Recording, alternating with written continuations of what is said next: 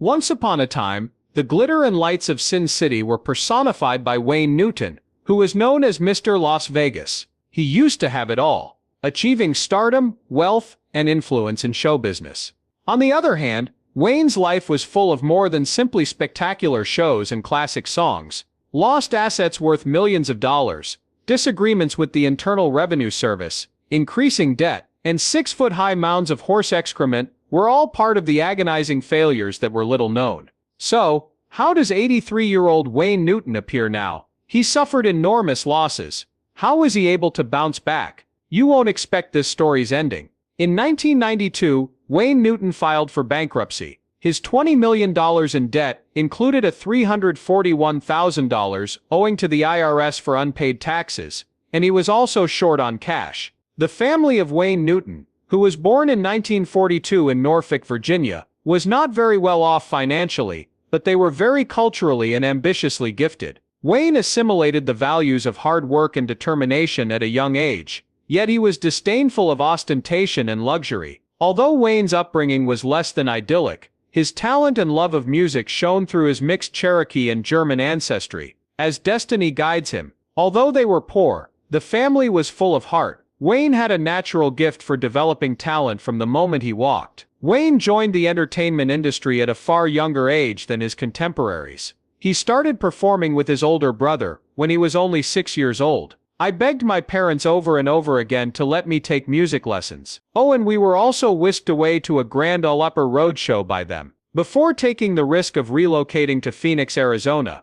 the Newton brothers started making waves in the Virginia neighborhood. It was there that they secured their first local performances, thanks to their ambitious goals. Wayne, who was too young to fully comprehend the significance of his choice, embarked on a path that would propel him to become one of the most iconic figures in Las Vegas's entertainment industry. When Wayne Newton made his national television debut in 1962 on The Jackie Gleason Show, the height of American entertainment at the time, it was a game-changer. Music was Wayne's ticket to the hearts of millions. His smooth performance style and lyrical, engaging voice made him stand out among his contemporaries. One of the main reasons Wayne became a hit was his self-assured performance on stage, his charisma, and his talent for connecting with fans. When the 1960s rolled around, Wayne Newton had gone from promising performer to household name in the United States of America. His signing with Capitol Records coincided with the rapid rise to fame of singles like Dunca Shown, which went on to become cultural touchstones. Unfortunately, Dunno was a smashing success. As a result, Wayne went from being a local talent to a global sensation,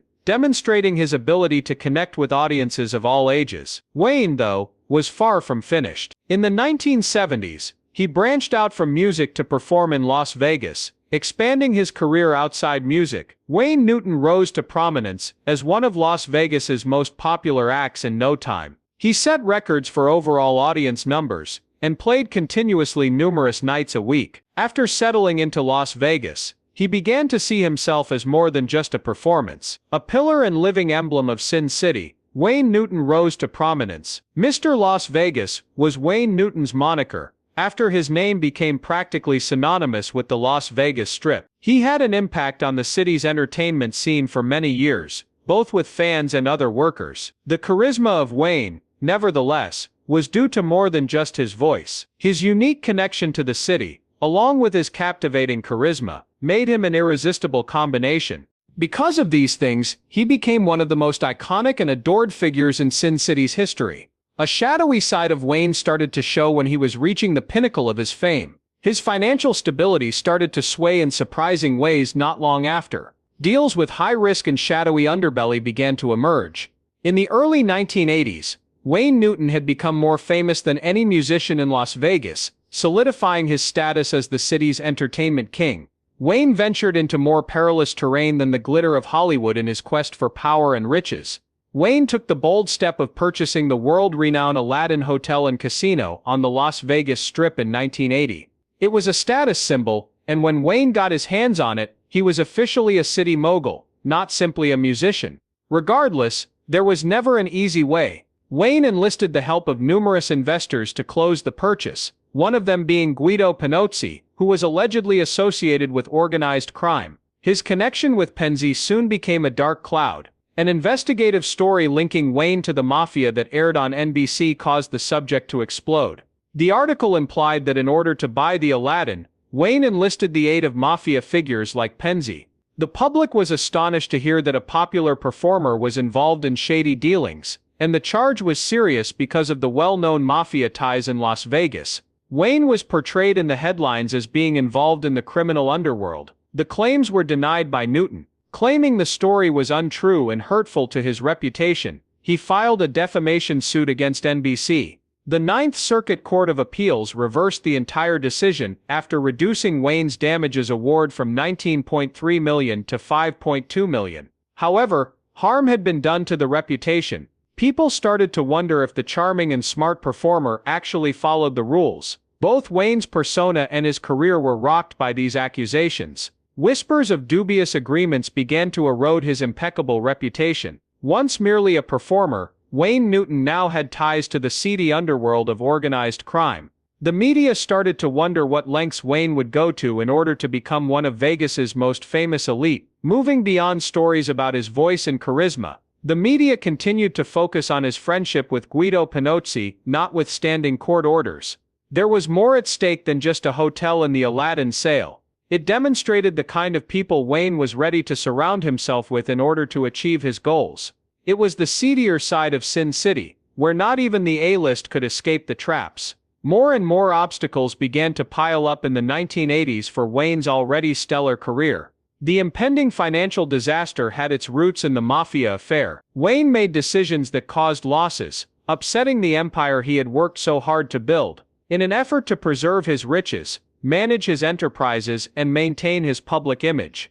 Even while Wayne was playing nearly every night and enjoyed fame and fortune during the 1980s and 1990s, he secretly developed financial issues. It was said that his lavish spending habits were the source of all troubles.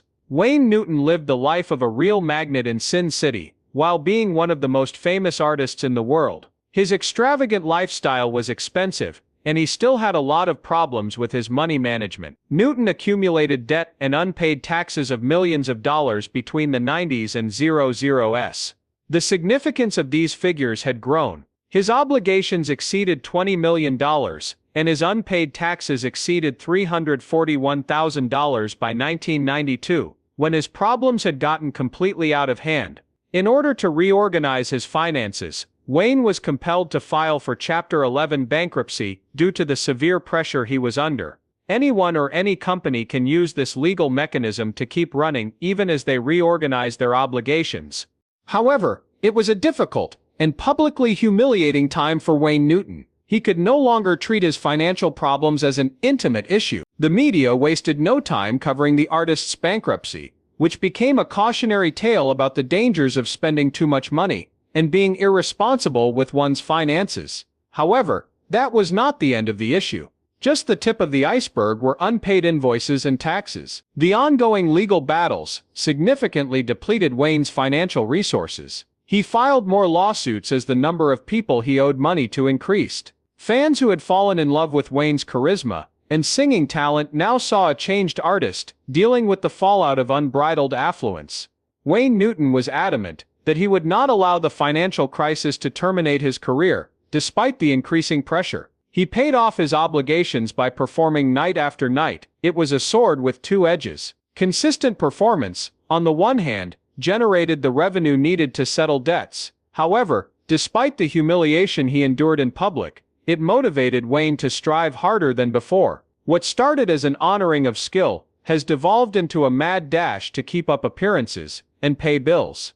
However, his professional life was not the only thing hit by the financial fallout. They had a profound effect on interpersonal connections as well. The problems did not stop in the professional sphere. They seeped into the personal sphere as well, putting a damper on long-term relationships. Wayne and Tony Orlando's relationship, which had been based on mutual regard for many years, started to crack after that. When Wayne's financial problems worsened, some of his closest friends and colleagues started to doubt his judgments and wonder if his lavish lifestyle was starting to cost him more than it was worth. Relationship problems affected more people than just Wayne Newton. Those who had previously supported him started to doubt his decisions, financial calculations, and empire maintenance methods as financial pressures mounted. The price of fame and fortune, Wayne Newton soon learned, could be measured not just in dollars, but also in the respect and confidence of the people he cared about the most. A crisis in partnerships. Wayne Newton's fame had grown beyond that of a Vegas icon, known for his classic ballads. By the late 1990s, he started doing more and more, including forming partnerships with other people in the entertainment industry for profit. Working on a new stage production in Sin City with Tony Orlando, a well-known singer and TV host, was one of the riskiest choices. In an effort to make it a new sensation on the Las Vegas Strip, they decided to combine their initials and call the show the Talk of the Town. The ambitious concept, with a capacity of 2,100 seats, did not go according to plan. Low attendance was an early and persistent problem. More than 1,000 people hardly made it into the theater. There was a steady fall in sales and mounting financial losses due to empty chairs. The situation deteriorated over the next several months as operational expenses and budgetary constraints mounted. They were even unable to fulfill the terms of the multi-million-dollar venue contract they had signed. However, money issues were just the start. Something unexpected was found in Tony Orlando's and Wayne Newton's private office one day, by Tony Orlando's son. There were multiple covert recorders that surfaced.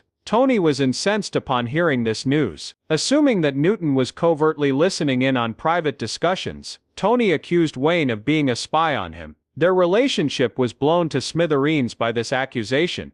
Tony had no qualms about going after Wayne head-on, but Newton denied having anything to do with the listening devices. The rejection severed their trust in one another. As soon as it began, the commercial alliance dissolved.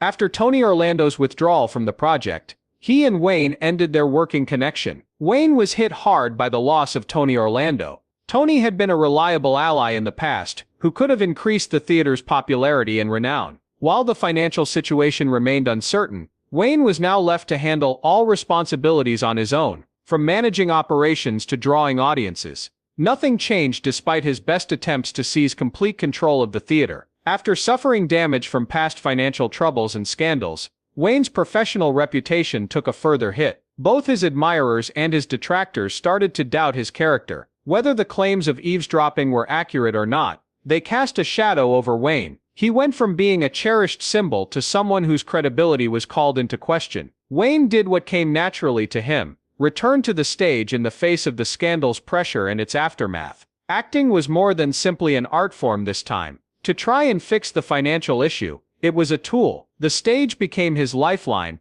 providing the income he needed to settle bills and keep his career going. The strain, nevertheless, and the holes in one's trustworthiness were not quickly filled. There were many stains on Wayne Newton's career, including the affair involving Tony Orlando. A new scandal was about to rock the Vegas legend's reputation and cause him even more public shame as his financial woes intensified. Wayne Newton left more than just his dazzling Las Vegas stage acts behind when his dreams went horribly wrong. This stemmed from his penchant for the finer things in life, such as his fancy cars, enormous residences, and affection for animals. But Wayne felt that fame, fortune, and stage presence were insufficient. He desired his own sanctuary, an area that mirrored his affluence, taste, and appreciation for the good things in life. Casa de Shenandoah, a 39.5-acre estate in the middle of Las Vegas, was born out of that desire. It wasn't just any old mansion. It was a vibrant representation of prosperity and achievement.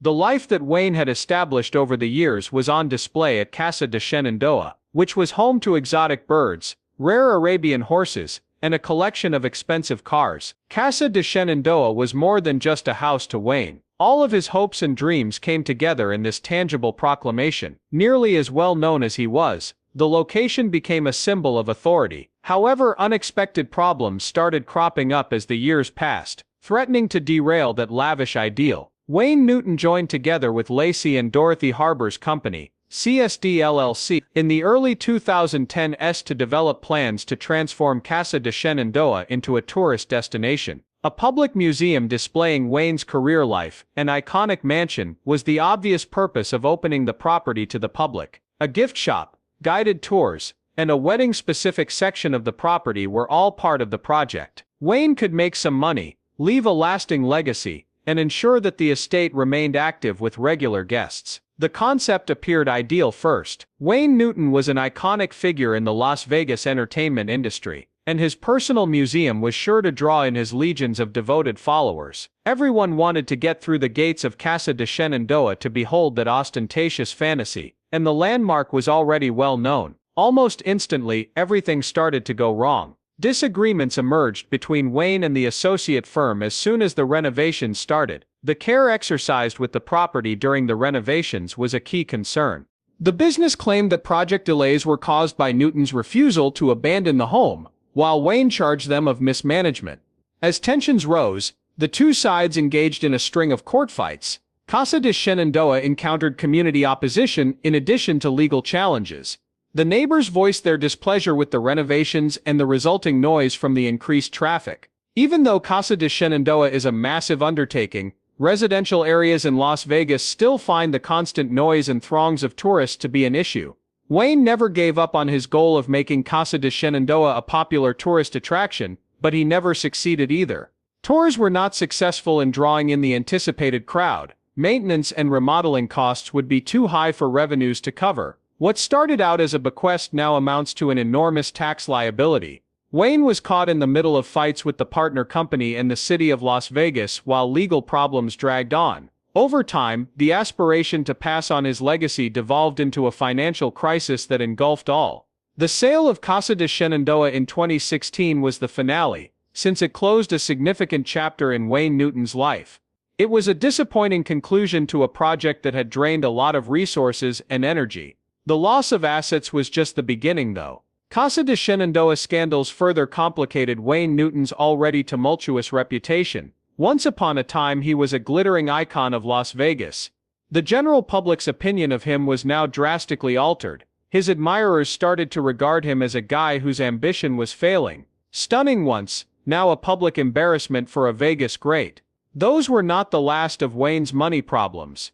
After that, he was already under a lot of financial and legal pressure from former employees who sued him for unpaid salaries. He had meticulously amassed assets, but they were undermined by consecutive lawsuits. Prolonged legal problems eclipsed his once brilliant stage career, and his legal fees grew daily. Wayne Newton's reputation shifted from being associated with music to litigation over time. Hits or legendary performances took a back seat to legal issues in the headlines. Over time, Mr. Las Vegas's reputation in the entertainment industry began to wane. Interest in controversy and judicial drama replaced music as the focus of the public eye. In the end, Wayne Newton's legacy was tarnished and his assets were depleted by the legal proceedings. The velvet-voiced ballad singer became a byword for legal battles, financial ruin, and disagreements. Years of legal drama eclipsed a formerly esteemed profession. Even as the lawsuits mounted, Wayne Newton fought for both his wealth and his dwindling reputation. After all he has been through, here he is at the age of 83. What remains of Wayne Newton is an open question. His present life takes many by surprise. The Las Vegas legend's tale of triumph over adversity and the resiliency of a stage star has survived all of these years. Still going strong at the age of 83. Wayne Newton remains resolute on stage, despite a lifetime of turmoil, devastating disappointments, and innumerable negative headlines. Following decades of legal battles, insolvency, and public controversies, many anticipated that he would step away from the limelight at the age of 83. Wayne, though, is a fighter. He has maintained an unwavering devotion to performing, a profound affinity for music, and a love of entertaining. Even though he was in danger of having his career cut short in 2021 due to a serious spinal injury, he boldly went back on stage, claiming that performing is where he truly belongs and where he feels the closest to his audience. Wayne still frequently plays in smaller venues, even though he is no longer the headliner of large-scale concerts. Seeing Wayne in his natural habitat gives his admirers a glimpse of his vulnerable side, while also telling the tale of his incredible journey. Debts, lawsuits, and previous extravagant spending have left him financially strapped, making performing important for his survival. Even at lesser venues, his tenacity and resolve are on full display. Wayne Newton, at the age of 83, personifies tenacity, commitment, and a passion for performing. Even if his career isn't what it used to be, his unwavering spirit continues to motivate and inspire audiences. demonstrating the lasting impact of a performer's genuine passion, tenacity, and heart. Make sure you don't miss any new videos by liking, subscribing, and activating notifications if you're interested in deeper stories about star life and want to follow Wayne Newton's turbulent journey.